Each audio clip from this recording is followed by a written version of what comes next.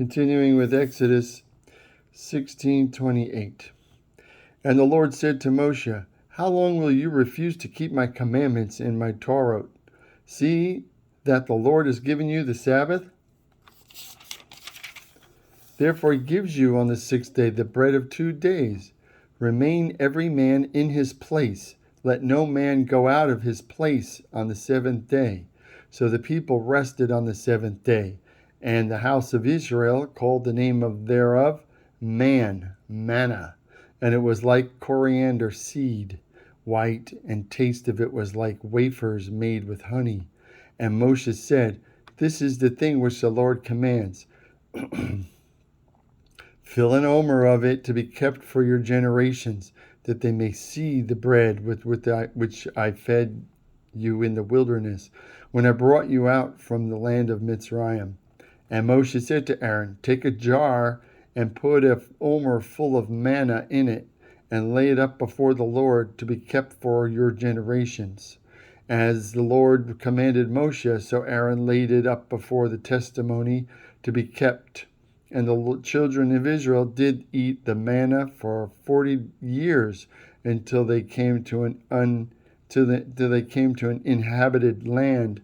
They did eat the manna until they came to the borders of the land of Canaan. Now an omer is the 10th part of an ephah. And all the congregation of the children of Israel journeyed from the wilderness of Sin by their stages according to the commandment of the Lord, and pitched in Rephidim, and there was no water for the people to drink. Wherefore the people did strive with Moshe and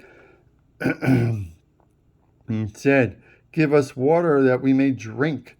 And Moshe said to them, why do you strive with me? Why do you tempt the Lord? And the people thirsted there for water. And the people murmured against Moshe and said, why is it that thou hast brought us up out of Mitzrayim to kill us and our children and our cattle with thirst? And Moshe cried to the Lord, saying, what shall I do to this people?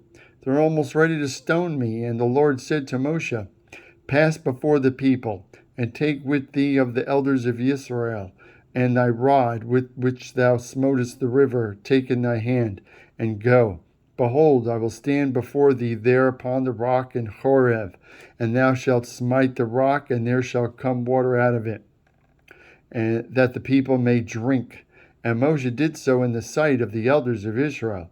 And he called the name of the place Massah and Meribah, because of the strife of the children of Israel, and because they tempted the Lord, saying, is the Lord among us or not?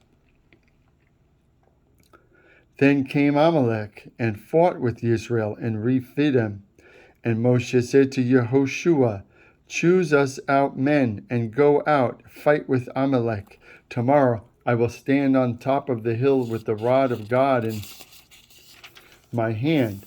So Yehoshua did as Moshe had said to him, and fought with Amalek. And Moshe, Aaron, and Hur went up to the top of the hill. And it came to pass when Moshe held up his hand that Israel prevailed. And when he let down his hand, Amalek prevailed. But Moshe's hands were heavy, and they took a stone and put it under him, and he sat on it. And Aaron and Hur supported his hands, the one on the one side and the other on the other side. And his hands were steady until the going down of the sun. And Yehoshua harried Amalek and his people with the edge of the sword. And the Lord said to Moshe, write this for a memorial in a book, and rehearse it in the ears of Yehoshua, that I will utterly blot out the remembrance of Amalek from under the heaven. And Moshe built an altar and called the name of it Adonai Nisai. The Lord is my banner, for he said, because the Lord has sworn by his throne that the Lord will have war with Amalek from generation to generation. When Yitro, the priest of Midian, Moshe's father-in-law, heard of all that God had done for Moshe and for Israel his people, and that the Lord had brought Israel out of Mitzrayim. Then Yithro, Moshe's father-in-law, took Zipporah, Moshe's wife, after he had sent her back, and her 2 sons, of whom the name of the one was Gershom, for he said, I've been an alien in a strange land, and the name of the other was Eliezer, for the God of my fathers was my help and delivered me from the sword of Pharaoh. And Yithro, Moshe's father-in-law, came with his sons and his wife to Moshe into the wilderness, where he encamped at the mount of God. And he said to Moshe, I, thy father-in-law Yithro, am come to thee, and thy wife and her 2 sons with her. And Moshe went out to meet his father-in-law, and bowed and kissed him. And they asked each other of their welfare, and they came into the tent. And Moshe told his father-in-law all that the Lord had done to Pharaoh and to Mitzrayim for the sake of Israel, and all the travail that had come upon them by the way, and how the Lord delivered them. And Yithro rejoiced for all the goodness which the Lord had done to Israel, whom he had delivered out of the hand of Mitzrayim. And Yithro said, Blessed be the Lord who has delivered you out of the hands of Mitzrayim, and out of the hand of Pharaoh, who has delivered the people from under the hand of Mitzrayim. Now I know that the Lord is greater than all gods, for in the thing wherein they dwelt proudly he was above them. And Yithro, Moshe's father-in-law, took a burnt offering and sacrifices for God, and Aaron came and all the elders of Israel to eat bread with Moshe's father-in-law before God. And it came to pass on the morrow that Moshe sat to judge the people, and the people stood by Moshe from morning to the evening. And when Moshe's father-in-law saw all that he did for the people, he said, What is this thing that thou dost for the people? Why dost thou sit alone, and all the people stand by thee from morning to evening? And Moshe said to his father-in-law, Because the people come to me to inquire of God.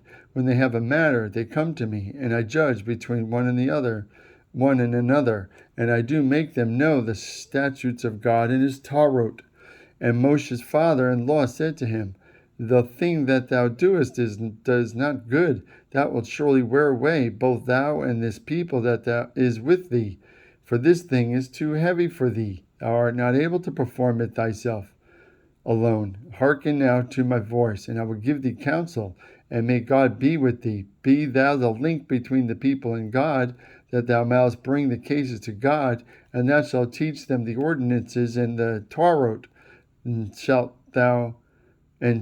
show them the way in which they must walk, and the work that they must do.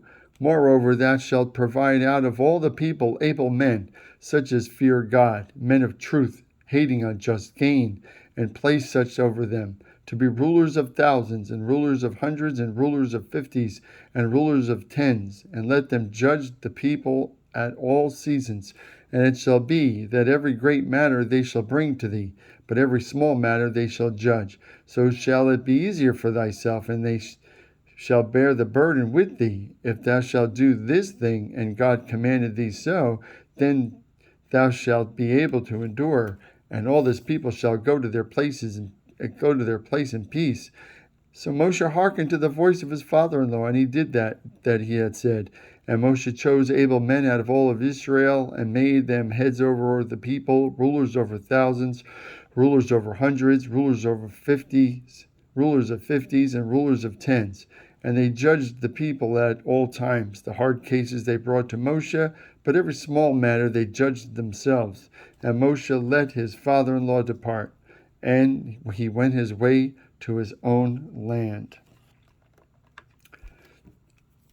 That's Exodus 18 to 27. Call it Exodus 19.1.